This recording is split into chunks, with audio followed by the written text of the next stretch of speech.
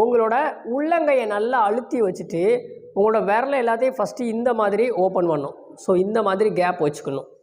So இப்படி க்ளோஸாக இருக்கிறத இந்த மாதிரி ஓப்பன் வச்சுட்டு இப்போ என்ன பண்ணால் உள்ளங்கையை நல்லா ப்ரெஸ் பண்ணி உங்களோட எல்லா விரலையும் மட்டும் வெளிப்பக்கமாக தள்ளணும். ஸோ இந்த மாதிரி தள்ளணும். ஸோ பெருவிரலில் தள்ளுங்க, இது தள்ளாட்டாலும் பரவாயில்ல. இந்த மற்ற 4 விரல்களையும் இந்த மாதிரி வெளிப்பக்கமாக தள்ளி ஹோல்டு பண்ணும். 1 2 3 4 5 6 7 8 9 10. ரிலாக்ஸ். க்ளோஸ் பண்ணிக்கோங்க. இந்த கையை ரொம்ப நேரம் நீட்டி வச்சு பண்ண முடியலை, வலி இருக்குது அப்படின்னா ஸோ ரிலாக்ஸ் பண்ணிவிட்டு நல்லா மூச்சு